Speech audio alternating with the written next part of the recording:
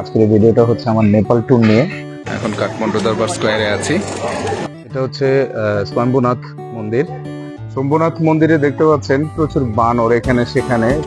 এটা হচ্ছে পশুপতিনাথ মন্দিরে প্রবেশ করার মূল গেট। नेपाल में पहले के राजधानी भक्तपुर जो 12वीं से 14वीं शताब्दी तक नेपाल के राजधानी बना था। শুধু মেঘ আর মেঘ। নাগরকোটে একটা জোস যে আমরা এখন কেবল কারে উঠতেছি। ये कैसे भूल गए?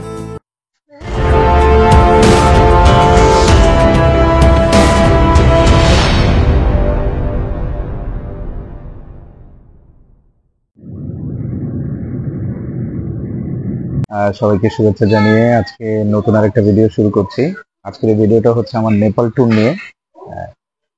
প্রথমে বাসা থেকে রওনা হয়ে এয়ারপোর্ট আসলাম, এয়ারপোর্টে বোর্ডিং পাস নিলাম, ইমিগ্রেশন শেষ করলাম। এখন আছি লাউঞ্জে ওয়েট করছি। একটু পরে আমার ফ্লাইট। ইবিএল এর স্কাই লাউঞ্জটা দেখতে পাচ্ছেন খুবই পরিপাটি এবং গোছানো, এবং ইবিএল এর স্কাই লাউঞ্জের স্টাফদের ব্যবহার খুবই ভালো, খুবই মার্জিত।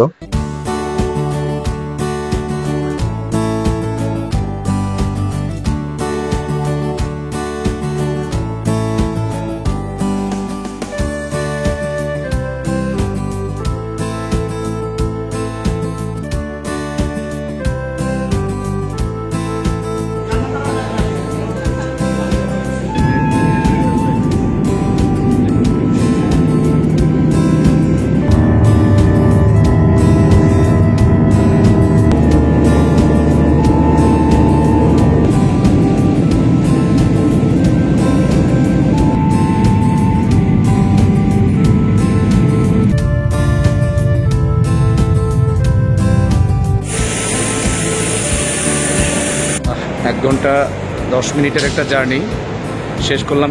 শেষ করে এখন নেপাল ত্রিভুবন ইন্টারন্যাশনাল এয়ারপোর্টে আছি।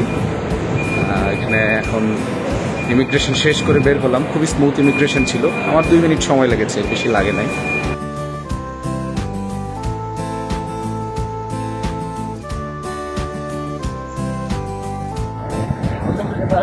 Thank you. Without invitation, welcome our guests. I'm so sorry I delayed the first day. I'm so sorry. I'm so sorry. It's towards something with Namdor. কাঠমান্ডুতে থামেলে আসছি। থামেলে এই হোটেলে উঠলাম। খুব সুন্দর একটা হোটেল, হোটেলের লবি। আর হোটেলের লবি থেকে যদি একটু বাইরের দিকে দেখেন, আমার হোটেলের সামনে জায়গাটা অনেক সুন্দর, মানে খুব পরিপাটি, ছিমছাম এবং গাছপালা দিয়ে একটা সবুজের আবরণ। আচ্ছা, রুম মোটামুটি খারাপ না, ভালো।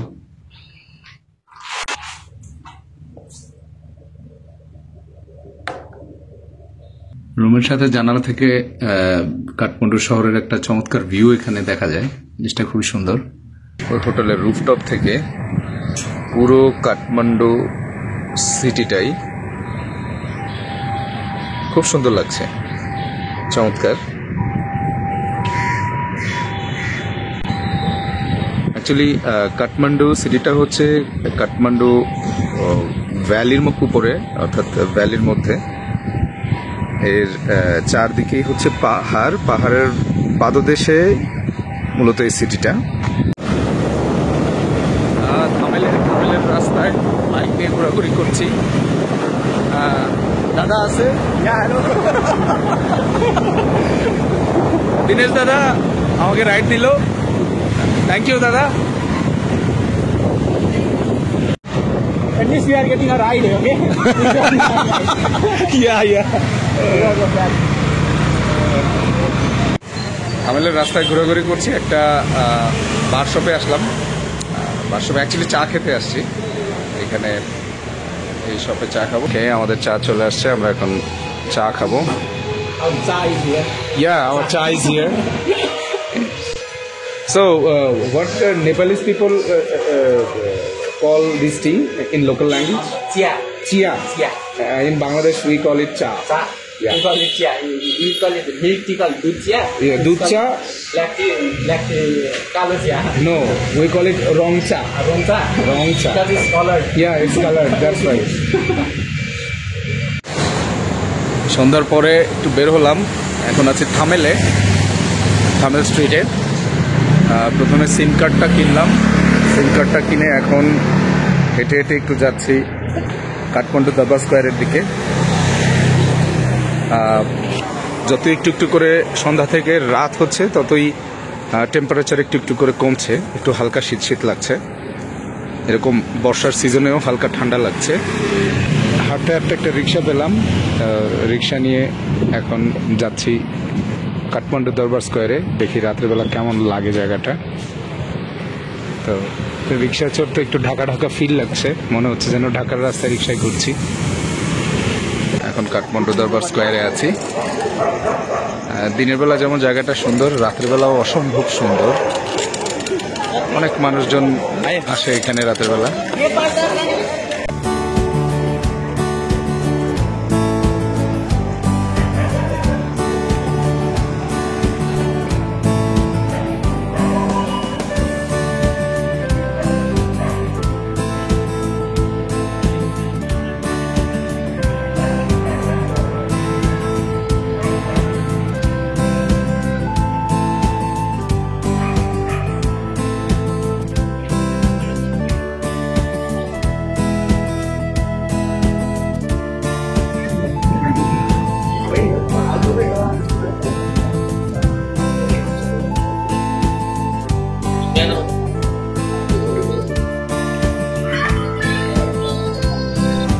নেপালে মোট 3টা দরবার স্কোয়ার আছে। তো এর মধ্যে একটা হচ্ছে কাঠমান্ডু দরবার স্কোয়ার এটা, এছাড়াও আরও একটা আছে ভক্তপুর দরবার স্কোয়ার এবং আরেকটা আছে ললিতপুর।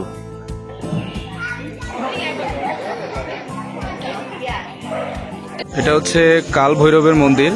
নেপালিরা বিশ্বাস করে এই কাল ভৈরব হচ্ছে খুবই পাওয়ারফুল। এখানে ভক্তরা মন্দিরে পূজা দিতে আসছে।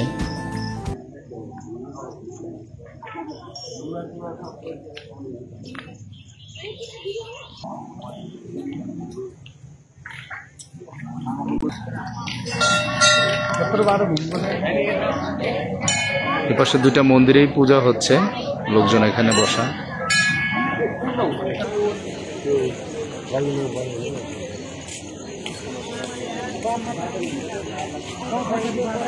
আজকে রাতের ডিনারে অর্ডার করলাম ভাত, মটর পনির আর হচ্ছে ডাল। Good morning. আজকে নেপালের ডে 2, এখন আছে কাঠমান্ডুতে থামেল স্ট্রিটে। সকালে ঘুম থেকে উঠলাম, উঠে এখন নিচে যাচ্ছি ব্রেকফাস্ট করতে। এই হচ্ছে ওদের ব্রেকফাস্ট এরিয়া।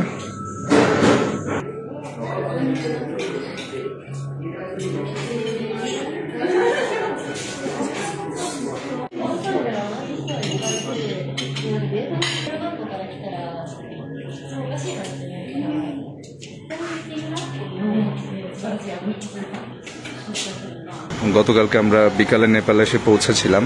রাতের বেলা নিজেদের মতো একটু ঘোরাঘুরি করেছি। আমাদের মূল সাইট সিইংটা মূলত আজকে থেকে শুরু হবে। অলরেডি দেখতে পাচ্ছেন আমার হোটেলের সামনে আমার গাড়ি চলে আসছে। আমাদের সাথে নেক্সট রাজুদা আছে, রাজু ছেত্রী দাদা আমাদের সাথে ড্রাইভার হিসেবে আছে, প্লাস আমাদেরকে গাইড করবে সব জায়গায়। ওকে, প্রথমে আমরা যাব হচ্ছে স্বয়ম্ভুনাথ টেম্পল কে আমরা যাব হচ্ছে বুদ্ধনাথ স্তূপা এবং আজকের দিনটা শেষ করব হচ্ছে আমরা পশুপতিনাথ মন্দিরে গিয়ে পশুপতিনাথ মন্দিরটা কভার করে। এই হচ্ছে স্বয়ম্ভুনাথ মন্দিরের এন্ট্রি গেট, মানে সামনের দিকটা। সামনের দিকে দেখতে পাচ্ছেন এই সিঁড়ি অনেক উপরে চলে গেছে, একদম মন্দিরের পর্যন্ত প্রায় 300-র মতো সিঁড়ি। এই সিঁড়ি ভেঙে উপরে ওঠা অনেক কষ্টকর একটা কাজ। এখানকার লোকালসরা বিশ্বাস করে এই সিঁড়ি ভেঙে মন্দিরে গিয়ে পূজা দেওয়াটা একটা পুণ্যের কাজ। তো এই জন্য তারা কষ্ট হলেও অনেক লম্বা একটা জার্নি ওরা কমপ্লিট করে। মন্দিরে প্রচুর বানর আছে, এই জন্য এটাকে মাঙ্কি মন্দিরে বলে। এটা হচ্ছে সোমনাথ টেম্পল। আমরা এখন এই টেম্পলে যাব। এই পাশে টিকিট কাউন্টার আছে। তো প্রথমে টিকিট কাউন্টার থেকে টিকিট নিতে হবে। সার্ক কান্ট্রির জন্য 50, আর আদার টুরিস্টের জন্য হচ্ছে 200 টাকা। ইয়া, বাংলাদেশি।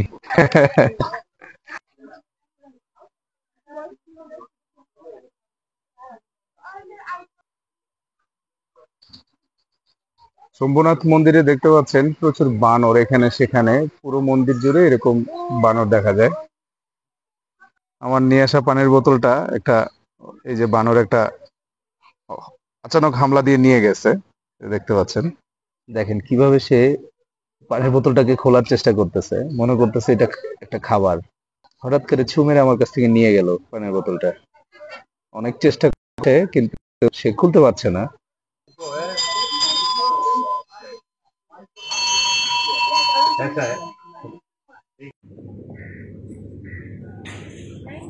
এটা হচ্ছে স্বয়ম্ভুনাথ মন্দির।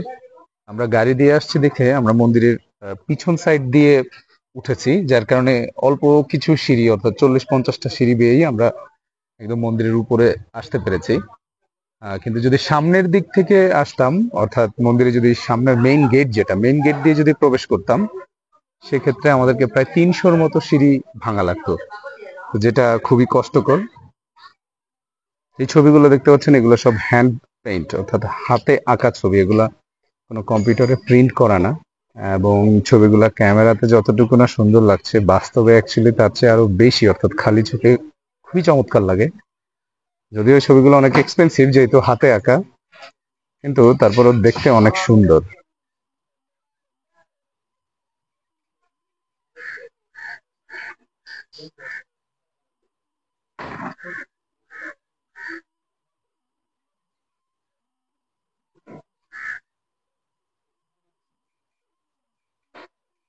নেপালের প্রত্যেক জায়গায়, প্রত্যেকটা মন্দিরে, প্রত্যেকটা আনাচে কানাচে প্রচুর সুভিনিয়ার পাওয়া যায়।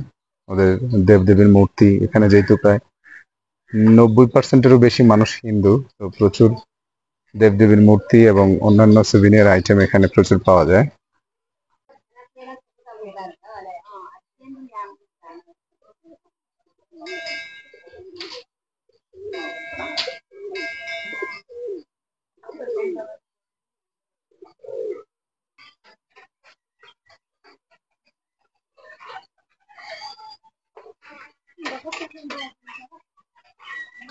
এখানে এই মন্দিরে দেখা যাচ্ছে পূজা হচ্ছে।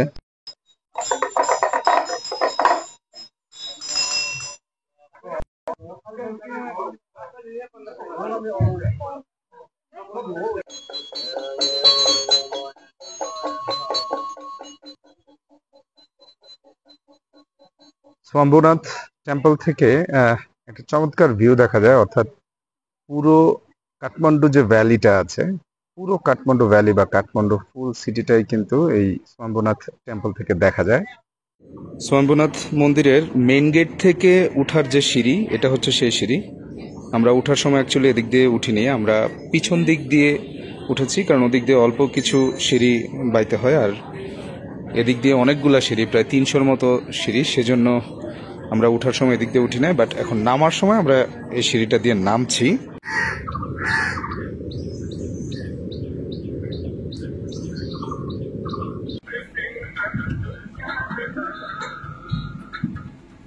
আর আমরা আসছি বিসমিল্লা হালাল রেস্টুরেন্ট নামে একটা রেস্টুরেন্টে। আপনারা কেউ যদি চান এখানে আসতে পারেন, এটা থামেলেই আছে, গুগলে সার্চ করলে পাওয়া যায়।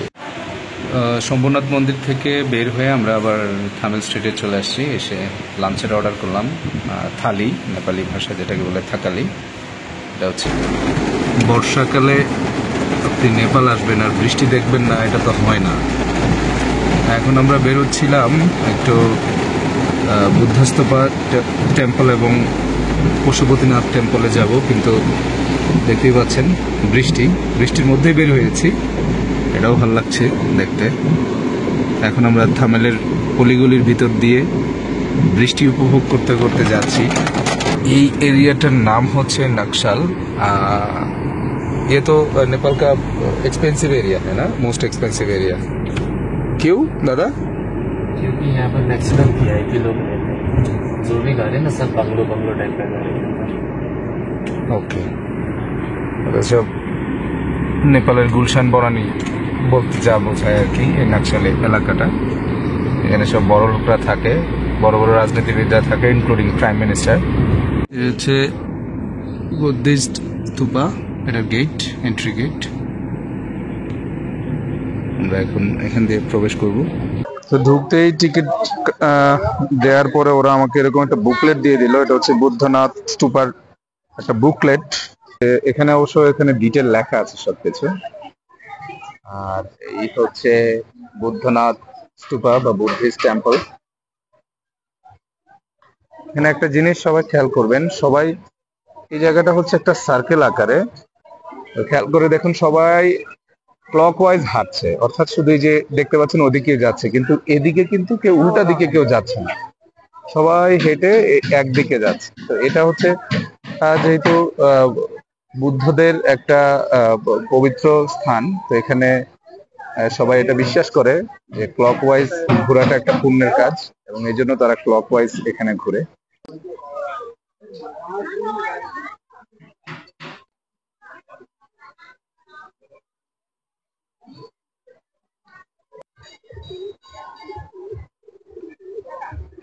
এখানে দুজন বুদ্ধিস্ট, ওনারা চাকতি ঘোরাচ্ছে। এটা ওনাদের একটা ইবাদত করার মতো, মানে ওনারা ওনাদের একটা ধর্মীয় আচার, এখানে পূজা করছেন।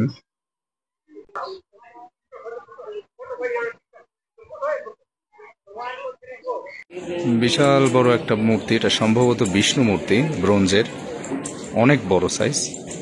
পাশে আরো একটা মূর্তি, এটাও অনেক বড়, বিশাল সাইজ। বুদ্ধনাথ টেম্পল থেকে বের হয়ে আমরা এখন আসছি পশুপতিনাথ টেম্পলে।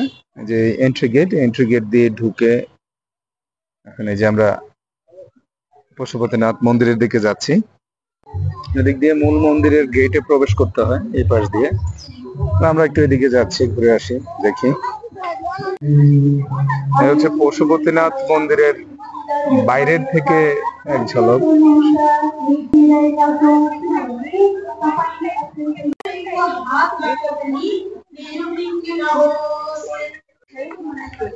আমরা পশুপতিনাথ মন্দিরের পিছনের দিকটা চলে আসছি। এই যে সামনে যে জায়গাটা দেখতে পাচ্ছেন, এখানে আসলে আরতিটা হবে, আর একটু পরে শুরু হবে এখানে। আর এই যে নদীর উল্টা পাশে, অর্থাৎ এই পাশে, এদিকে কিন্তু মানুষজনের হচ্ছে গিয়ে দাহ করা হয়, অর্থাৎ যারা মারা যায় তাদেরকে পোড়ানো হয়। আর উল্টা পাশে, এই পাশে আরতি হচ্ছে। এই ভাগমতী নদী, একজন মানুষ মারা গিয়েছে, তাকে দাহ করা হচ্ছে। আর ঠিক উল্টা পাশে, এই পাশেই মানুষজন বসে আছে, ওদের যে প্রতিদিন সন্ধ্যায় আরতিটা হয়, আরতিটা দেখার জন্য।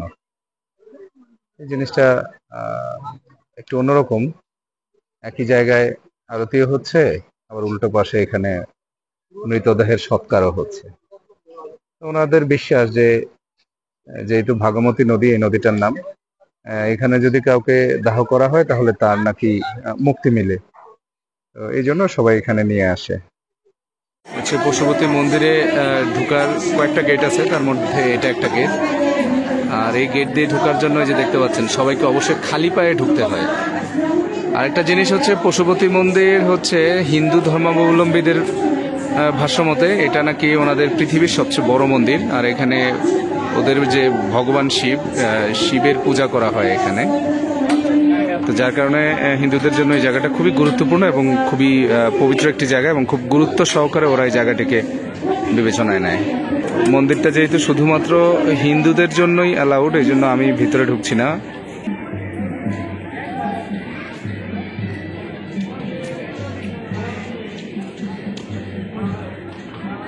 সন্ধ্যার সময় যে পশুপতিনাথ মন্দিরে হিন্দুদের আরতি হয়, হিন্দুরা এই আরতিটাকে খুবই পবিত্র বলে মনে করে। এই জন্য দেখতে পাচ্ছেন কত লোকজন এখানে জড়ো হয়েছে। এই যে ভাগমতী নদীর তীরে, ওই পারে, নদীর ওই পারে আরতি হচ্ছে।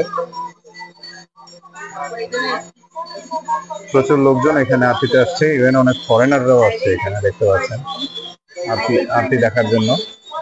এটা পশুপতিনাথ মন্দিরের একটা ট্র্যাডিশন, প্রতিদিন সন্ধ্যায় আরতি হয়। এই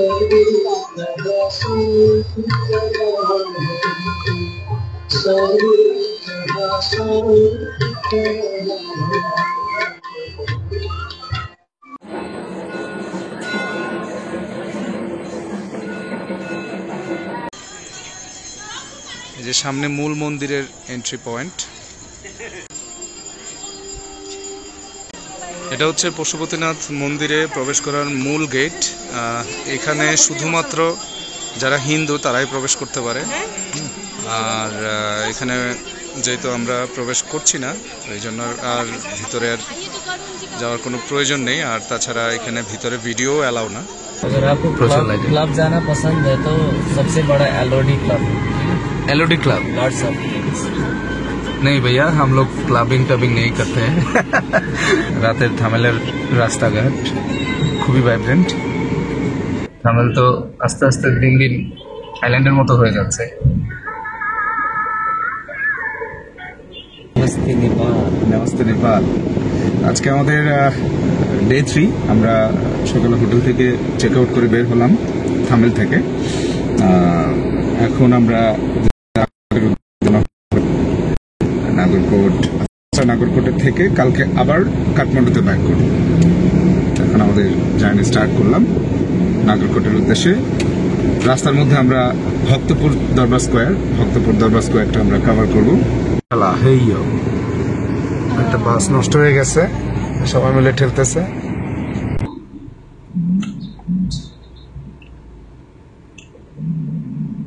যেটা দেখতে পাচ্ছেন এটা হচ্ছে সিং দরবার, নেপালের ক্যাবিনেট বলতে পারেন, আমরা যেটাকে সচিবালয় বলি। এই হচ্ছে পার্লামেন্ট হাউস নেপালের। চলে আসছি ভক্তপুর দরবার স্কোয়ারে এন্ট্রি গেটে। এখান থেকে টিকিট কেটে আমরা ভিতরে যাব। আর আমার সাথে আমরা একটা গাইড নিয়েছি, গাইড আছেন, গাইড আমাদেরকে হেল্প করবেন। আচ্ছা, টিকিট কাউন্টার, এখান থেকে टिकट নিতে হবে। দাদা कितने में है हमारे लिए टिकट का प्राइस? 500 नेपाली। 60 कंट्री के लिए 500 और नॉन सार्क के लिए है 2000। ओके ओके, ठीक है। আমাদের গাইড আছেন। দাদা দাদা आपका नाम क्या है? मेरा नाम है ठाकुर दाहाल। ठाकुर दाहाल। मैं यहीं के लोकल हूँ। ओके, और आप ऑथराइज्ड गाइड है? ओके, तो ठाकुर साहब चलिए हम स्टार्ट करते हैं। তো টিকিটের সাথে এই যে দেখতে পাচ্ছেন একটা বুকলেটও দিয়েছে। আমরা এখন ভক্তপুর দরবার স্কোয়ারে প্রবেশ করছি। আমাদের সাথে আমাদের গাইড আছে ঠাকুর সাহেব। भक्तपुर म्यूनिसिपैलिटी का ऑफिस है। হ্যাঁ, এ হচ্ছে Bhaktapur municipality office, local government.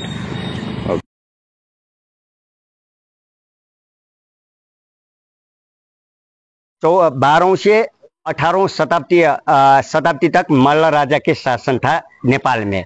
पहले की राजधानी भक्तपुर जो 12वीं से 14वीं शताब्दी तक नेपाल के राजधानी बना था। जब 1814 से 18वीं शताब्दी तक है ना, मल्ल राजा का तीनों अलग अलग शहर में राजकाज हुई थी। काठमांडू वैली में तीनों शहर है, काठमांडू, भक्तपुर, पाटन, और तीनों शहर में 14 से 1826 तक मल्ल राजा का शासन था। 1826 में नेपाल यूनाइटेड हुआ। जब नेपाल यूनाइटेड हुआ, एक ही राजा का शासन शुरू हुई, है ना, शाह डायनेस्टी स्टार्ट हुआ। शाह डायनेस्टी 1826 से 2008 तक। अभी राजा नहीं रहा, है ना। अभी नेपाल 2008 में डेमोक्रेसी रिपब्लिकन कंट्री बनने से दरबार से राजा का बाहर रखा और प्रेसिडेंट और प्राइम मिनिस्टर सिस्टम हुआ। अभी हम दरबार स्क्वायर में, ये राजा का महल है, इसके अंदर जितने मोन्यूमेंट है ये मल्ल डायनेस्टिक पीरियड का है, 14वीं से 18वीं शताब्दी तक। चार धाम इंडिया का सबसे पॉपुलर है, उसका कॉपीराइट नेपाल के भक्तपुर दरबार स्क्वायर के अंदर भी बनाया है ना, चार धाम बनाया। जिसमें ये आगे का है द्वारिकाधीश श्री कृष्ण भगवान का मंदिर है। पीछे का है बद्रीनाथ, बद्रीनाथ, और ये है जगन्नाथपुरी, और आगे का देखिए केदारनाथ। ये चार मंदिर को चार धाम बनाया 17वीं शताब्दी के राजा भूपेन्द्र मल्ल धाम का स्थापना किया था। ये जो पद्मा सेकेंडरी स्कूल है ना, इस सब भक्तपुर के सबसे पुरानी गवर्नमेंट स्कूल है sir. Bhaktapur art and architecture festival culture के लिए सबसे पॉपुलर शहर है सर। यहाँ के जो स्थानीय है ना, इसके अंदर ज़्यादा से ज़्यादा नेवारी कम्युनिटी रहते हैं। नेशनल आर्ट म्यूजियम है। ये मल्ल कालीन पीरियड का राजा का महल था। इसी महल में रहकर मल्ल राजा ने भक्तपुर को राजकाज किए थे।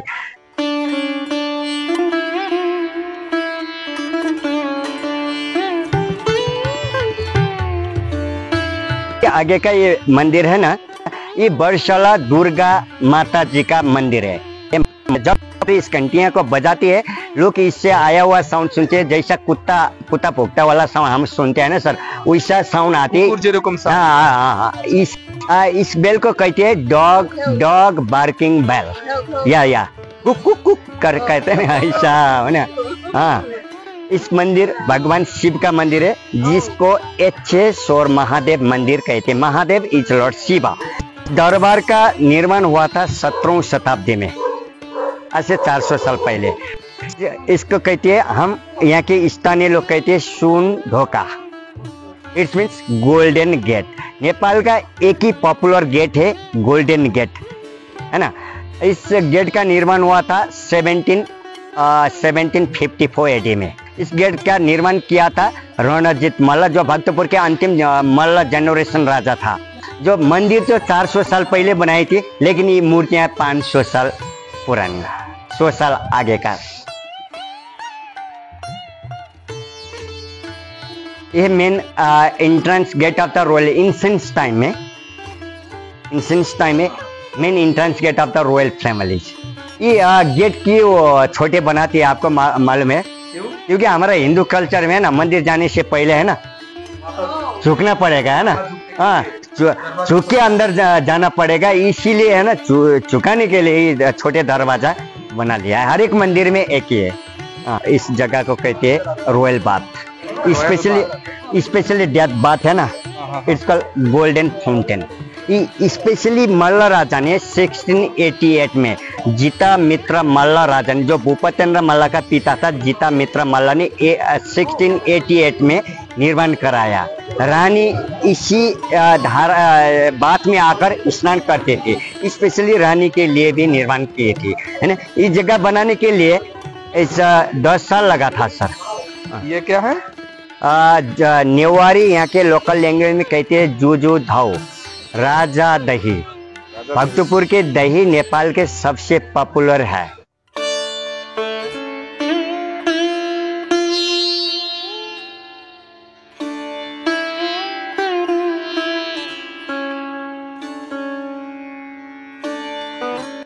इस स्क्वायर को कहते हैं तौमड़ी। तौमड़ी इस मीन्स हम जो आटा बनाते हैं ना तावा में, हमारा जो आटा बनाने वाला तावा जैसा है, इस स्क्वायर का आकार भी तावा आकार होने से तौमड़ी कहते हैं।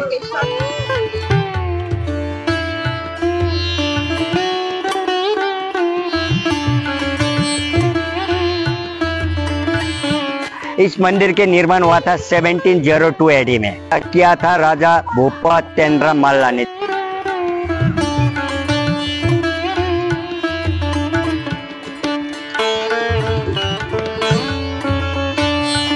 इधर जो आगे का देखे सर, यह शिलू महादेव जी का मंदिर है, भगवान शिव का। ये मंदिर 17वीं शताब्दी में बना था, 400 साल पहले। 2015 में भूकंप से गिरी थी।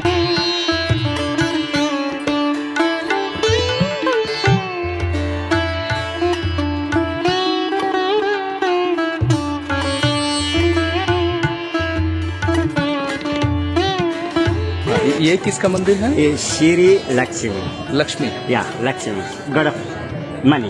Okay, god of money. या she is god of wealth, specially god of property. She is wife of lord piece.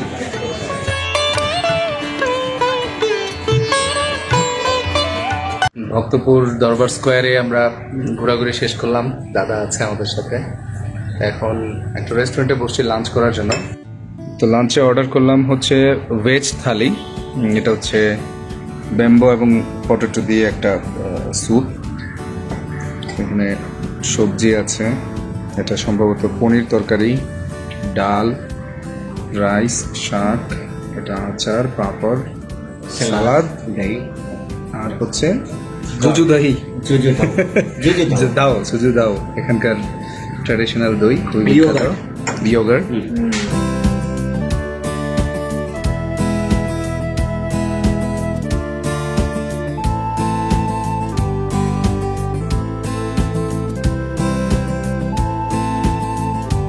দরবার স্কোয়ার ঘুরে নাগরকোটে চলে আসছি। নাগরকোটে হোটেল ভিউ পয়েন্টে এখন চেক ইন করবো। এই হচ্ছে হোটেল ভিউ পয়েন্ট।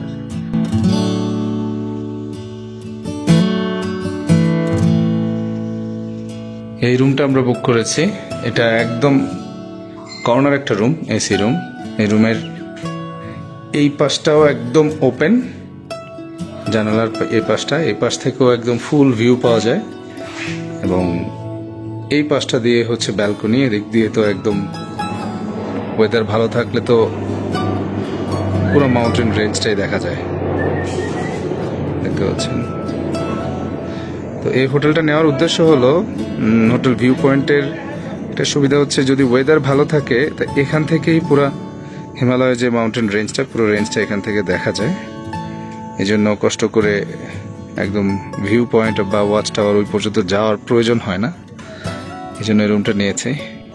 রুমটা খুবই সুন্দর, আমার খুব পছন্দ হয়েছে, বেশ বড়।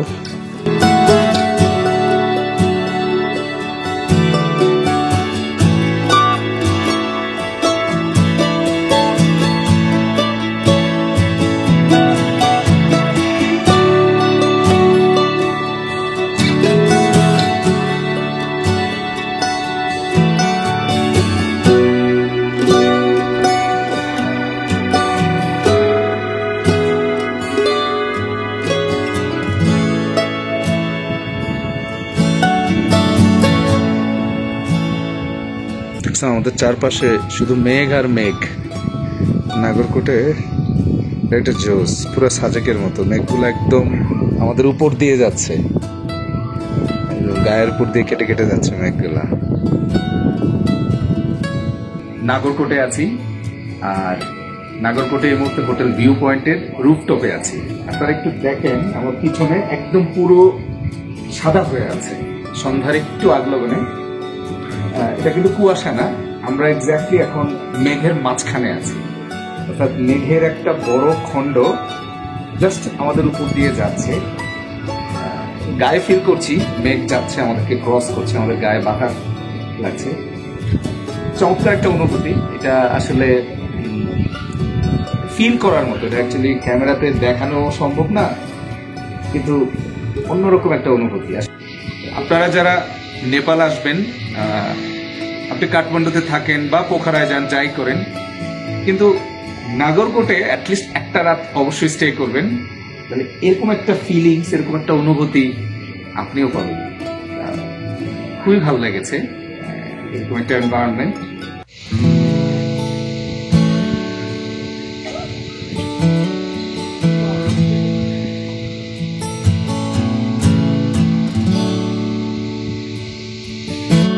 হোটেল ভিউ পয়েন্টের এটা হচ্ছে রেস্টুরেন্ট, দেখতে পাচ্ছেন। ওদের রেস্টুরেন্টটা খুবই সুন্দর, যদিও খাবার দাবার প্রাইস একটু বেশি। অবশ্য এটা যে লোকেশন বা যে পজিশন, এই অবস্থায় প্রাইস একটু বেশি হয়, এটাই স্বাভাবিক। অলরেডি ডিনার অর্ডার করেছি আমরা।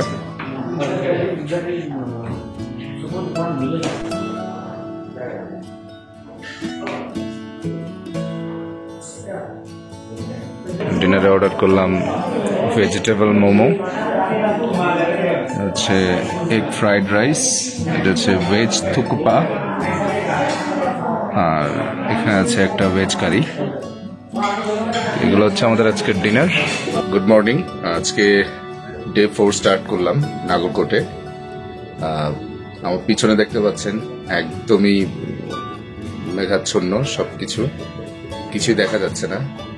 আজকে খুব ভোর 5টার দিকে ঘুম থেকে উঠলাম সূর্যোদয়টা দেখার জন্য, কিন্তু আনফরচুনেটলি কিছুই দেখা যাচ্ছে না, এখনো পর্যন্ত সূর্যের দেখা নেই। কিন্তু ব্যালকনিতেও ডাইনিং এর ব্যবস্থা আছে। আমরা চিন্তা ভাবনা করছি যে এখানে বসে ব্রেকফাস্টটা করব। চাইলে এই যে সিঁড়ি দিয়ে উপরে উঠে ওখানেও করা যায়, কিন্তু আমরা এখানে বসবো, এই জায়গাটাই সুন্দর। মর্নিং ব্রেকফাস্ট চলে আসছে। ব্রেকফাস্ট হোটেলের সাথে ইনক্লুড ছিল, সেট মেনু, বুফে সিস্টেম না। মেঘাচ্ছন্ন, এখনো আকাশ ক্লিয়ার হয় নাই। আমরা বাইরে বসে ব্রেকফাস্ট করছি আর অপেক্ষা করছি, যদি আকাশ ক্লিয়ার হয় তাহলে ভালো একটা ভিউ পাবো। নাগরকোট হোটেল থেকে চেক আউট করলাম, চেক আউট করে এখন আমরা যাচ্ছি Lalitpur Patan Durbar square, right? Patan Durbar square, फिर उसके बाद चंद्रगिरी हिल्स। उसके बाद चंद्रगिरी हिल्स।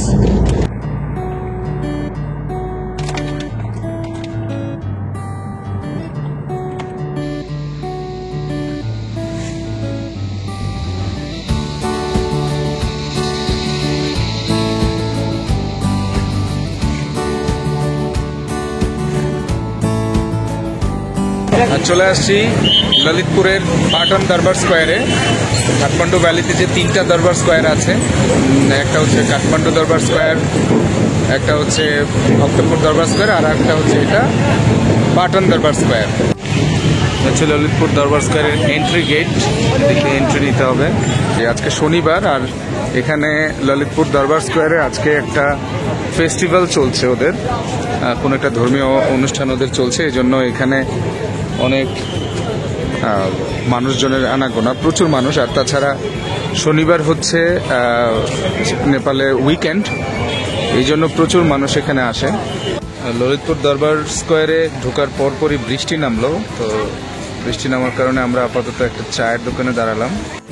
একটা বাবল টি অর্ডার করলাম, এটা হচ্ছে হানি ডিউ ফ্লেভার। পাটন দরবার স্কোয়ারের ভিতরে ঢুকলে হাতে ডান পাশে পাটন মিউজিয়াম, এটার ভিতরে এদিক দিয়ে এন্ট্রি করতে হয়।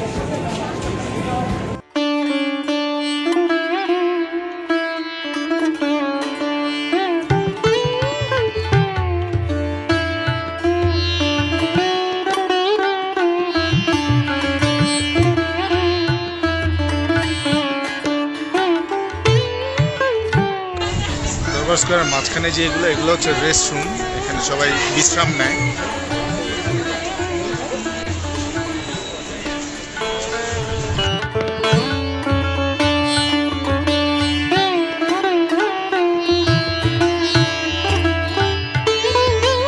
এটা ছিল তখনকার যে ললিতপুরের যে রাজার ওয়াইফ, অর্থাৎ রানীদের গোসলখানা, অর্থাৎ এখানে তারা গোসল করত।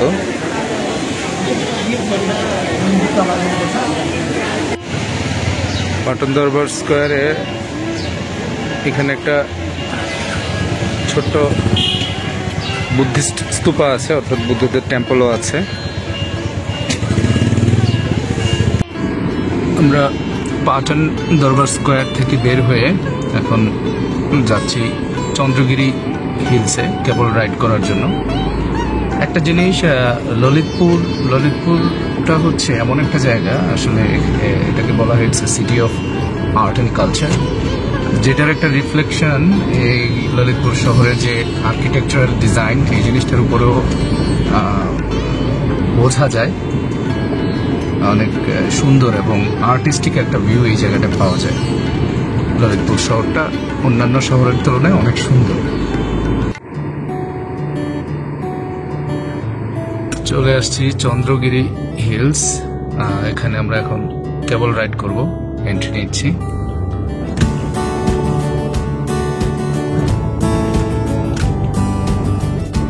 এদিক দিয়ে আমরা এখন টিকিট কেটে এন্ট্রি করব, সামনে টিকিট কাউন্টার। কেবল রাইডের এন্ট্রি গেটের এখান থেকে দেখতে পাচ্ছেন পুরো কাঠমান্ডু শহরটা খুব সুন্দর দেখা যাচ্ছে।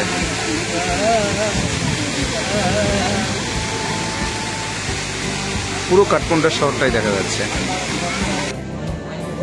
প্রাইস রেঞ্জটা টিকিটের, দুইটা টিকিট নিলাম 1320 করে 2640 রুপি নিল বোথ ওয়ে।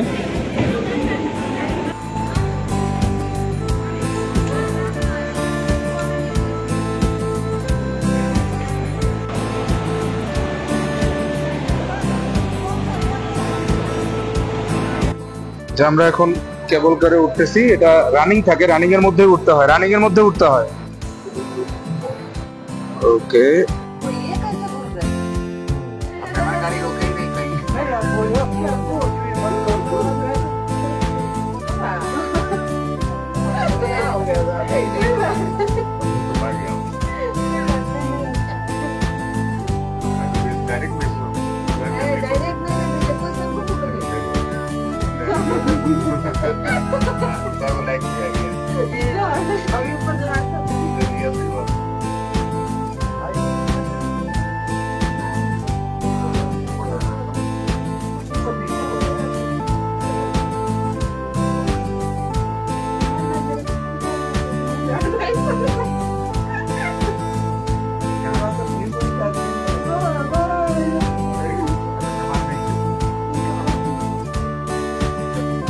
এসে নামলাম, 10 থেকে 12 মিনিট লাগলো।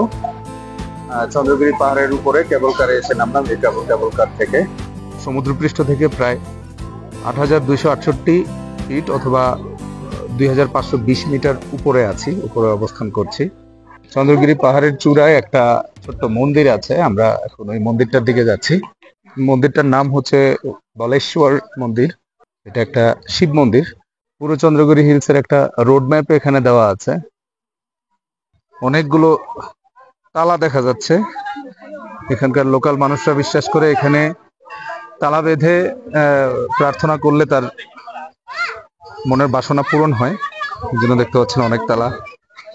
পাশে এই পাশে স্কাই সাইক্লিং এর অ্যাক্টিভিটি দেখতে পাচ্ছেন, স্কাই সাইক্লিং করা যায়।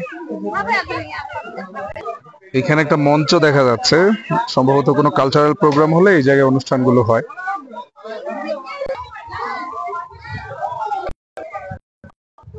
চন্দ্রগিরি হিলসে বেশ কিছু অ্যাক্টিভিটিস আছে, আপনি চাইলে করতে পারেন, যেমন zip line, 360 degree cycling, sky walk, swing, free fall, wall climb, horse riding, এগুলা। এটা হচ্ছে বালেশ্বর মন্দির বা শিব মন্দির। এখানে যারা হিন্দুরা আছে তারা এখানে পূজা দেয়। এখন সম্ভবত কোনো একটা পূজা অনুষ্ঠান হচ্ছে এখানে।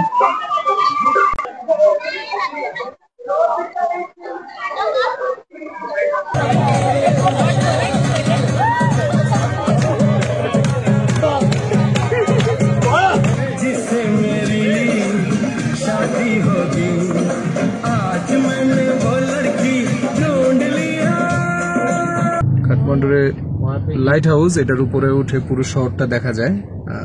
500 রুপি করে টিকিট। নেপাল ভ্রমণে আমাদের আজকে লাস্ট ডে, আজকে 5ম দিন। আমরা একটু পরেই হোটেল থেকে চেক আউট করে এয়ারপোর্টের উদ্দেশ্যে রওনা হব। আপনারা যারা নেপাল আসতে চান তাদের জন্য আমার কিছু বেসিক ইনস্ট্রাকশন বলেন বা ইনফরমেশন বলেন একটু শেয়ার করে রাখতে চাচ্ছি।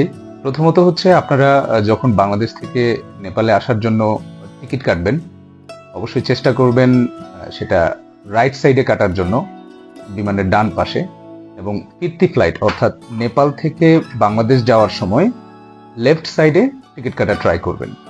এতে করে যদি ওয়েদার ভালো থাকে, আকাশ ক্লিয়ার থাকে, তাহলে হয়তো হিমালয়ান রেঞ্জটা আপনারা দেখতে পাবেন বিমান থেকে। চেষ্টা করবেন অ্যাটলিস্ট 15 দিন থেকে 1 মাস আগে টিকিট কেটে ফেলার জন্য, তাহলে একটা ভালো রেটের টিকিটটা পাবেন। আর নেপালে যে হোটেলে আপনারা থাকতে চাচ্ছেন সেই হোটেলটা চেষ্টা করবেন নিজেই বুকিং দেওয়ার জন্য। এটা booking.com থেকে হতে পারে, আগোডা থেকে হতে পারে, বা তাদের ওয়েবসাইটে। তো আপনি কম্পেয়ার করার সুযোগ পাবেন কোন হোটেল আপনাকে কিরকম ফ্যাসিলিটির এগেনস্টে কিরকম চার্জ করছে। আর যদি আপনি কোনো এজেন্টের মাধ্যমে এখানে সবকিছু বুক করেন, সেক্ষেত্রে আপনি এই সুযোগটা কিন্তু পাচ্ছেন না কম্পেয়ার করার।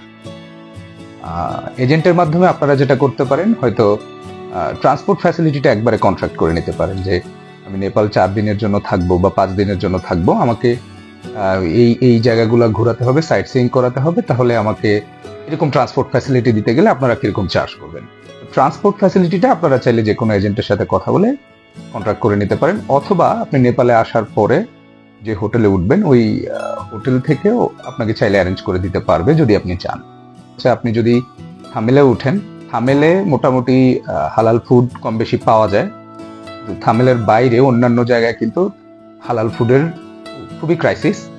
তো সেক্ষেত্রে আপনাকে বুঝে শুনে খাবার খেতে হবে, ভেজ আইটেম খেতে হবে।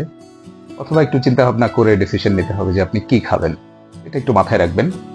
অনেকে বলেন নেপালে এসে কেনাকাটা করার ব্যাপারটা, আসলে নেপালে দৈনন্দিন কাজে লাগে এরকম যে জিনিসপত্র আছে, বা আমরা দেশের বাইরে গেলে যে কিছু কেনাকাটা করি, কসমেটিক্স আইটেম বা ক্লোদিং আইটেম বা আদার্স, এই জিনিসগুলোর দাম অনেক বেশি। কেননা নেপালে অ্যাকচুয়ালি তেমন কিছু উৎপাদন হয় না, ওরা বেশিরভাগটাই হচ্ছে আমদানি নির্ভর পার্শ্ববর্তী দেশ ইন্ডিয়া কিংবা অন্যান্য দেশের উপরে। তো যার কারণে তাদেরকে কিনে এনে বিক্রি করতে হয়, এই কারণে এখানে স্বভাবতই সবকিছুরই দাম অনেক বেশি। তো যারা শপিং এর চিন্তা ভাবনা করছেন এটা বাদ দিতে পারেন। আরেকটা গুরুত্বপূর্ণ জিনিস, আপনারা যখন নেপালে ত্রিভুবন ইন্টারন্যাশনাল এয়ারপোর্টে ল্যান্ড করবেন, ল্যান্ড করার সাথে সাথেই এয়ারপোর্ট থেকেই চেষ্টা করবেন সিম কিনে নেওয়ার জন্য। কেননা আপনি যদি এয়ারপোর্ট থেকে বের হয়ে আসেন, বাইরে এসে শহর থেকে যদি সিম কিনতে চান, সেক্ষেত্রে কম দামি কোনো প্যাকেজ পাবেন না, অ্যাটলিস্ট 1000 বা তার বেশি নেপালি রুপির প্যাকেজ আপনাকে নিতে হবে। এয়ারপোর্টে এনসেলের একটা প্যাকেজ পাওয়া যায় 500 রুপির মধ্যে। যেহেতু আমরা নেপালে সাধারণত 3 দিন 5 দিন বা 1 সপ্তাহের জন্য আসি, আমাদের তো অ্যাকচুয়ালি দরকার নাই 1 মাস মেয়াদের কোনো প্যাকেজ নেওয়ার।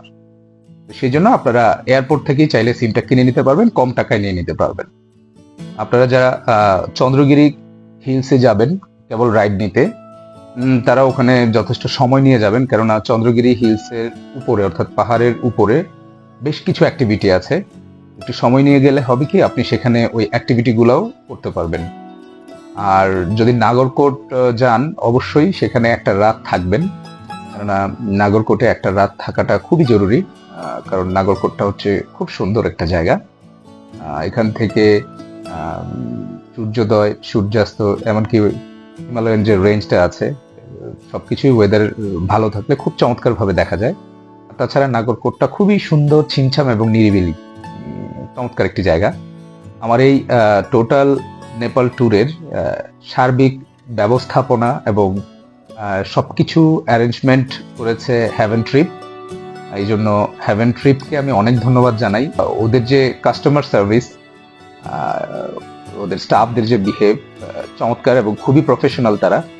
তো আমার রেকমেন্ডেশন থাকবে, যদি আপনারা কোনো সোলো বা গ্রুপ ট্যুর ইভেন্ট করতে চান, ওদের সাথে যোগাযোগ করতে পারেন। লাস্ট আরেকটা পয়েন্ট একটু বলতে চাই, সেটা হচ্ছে ডলার এক্সচেঞ্জ। আপনারা নেপালে আসার পর চাইলে এয়ারপোর্ট থেকে সামান্য কিছু ডলার এক্সচেঞ্জ করে নিতে পারেন বেসিক এক্সপেন্সের জন্য। বাট আপনার মূল যে এক্সচেঞ্জটা বা মেজরিটি অ্যামাউন্টের যে এক্সচেঞ্জটা, এটা আমি আপনাকে রেকমেন্ড করব। আপনি যে হোটেলে থাকবেন, বিশেষ করে আপনি যদি থামেল এরিয়াতে থাকেন, এখানে প্রচুর ডলার এক্সচেঞ্জের দোকান পাবেন। এখান থেকে আপনি বার্গেন করে কিনে নিতে পারেন। আর কিছু আছে ডলার এক্সচেঞ্জের দোকান না, নর্মাল দোকান, কিন্তু তারাও ডলার এক্সচেঞ্জ করে, ওরা আরেকটু বেশি রেট দেয়। আপনি একটু 2-4টা দোকান যাচাই বাছাই করে আপনি যদি এক্সচেঞ্জ করে নেন, তাহলে রেটটা অবশ্যই এয়ারপোর্টের চেয়ে অনেক বেশি পাবেন। আপাতত এতটুকুই, এখন গোছগাছ করব, একটু পরে আমাদের এয়ারপোর্টের উদ্দেশ্যে রওনা হতে হবে। হোটেল চেক আউট করে আমরা একটু পরে এয়ারপোর্টের উদ্দেশ্যে রওনা হব। এখন এয়ারপোর্ট চলে আসছি। এয়ারপোর্টে আমাকে বিদায় দিতে আমাদের গাইড দীক্ষিত দাদাও আছে। Say hi. Hi, how was everything, sir? Yeah, everything was good. Thanks for everything you arranged. Yeah, thank you so much. Please come again. Yeah, of course. আপনাদের সবাইকে বলে রাখছি, আমাদের এই নেপালে এজেন্ট হচ্ছে Everest Pathway. They did very good, I am very much satisfied with them. Thank you Dikshit da. Thank you, sir. Thank him also. He's a Yeah, and our Raju Chetri. Okay. বিদায় জানানোর জন্য দিনেশ দা আসছে, রাজু দা তো ছিলই আমার সাথে লাস্ট 4 দিন। আমরা এখন এয়ারপোর্টে ঢুকে যাচ্ছি, বাংলাদেশে ব্যাক করছি।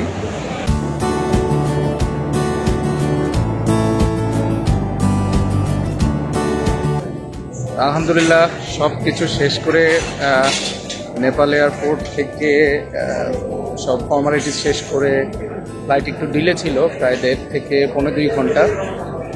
এখন বাংলাদেশ এয়ারপোর্টে এসে ল্যান্ড করেছি, আর সব কিছু ঠিকঠাক ছিল ওভারঅল। তো আমাদের ট্যুরটা বলতে পারেন এখানেই শেষ। আর কার কেমন লাগলো একটু জানাবেন। আর যদি আপনার কোনো ফিডব্যাক থাকে তাহলে সেটা আপনি কমেন্ট করতে পারেন। ভালো লাগলে সবাই ভিডিওটা লাইক দিবেন। ভালো থাকবেন সবাই।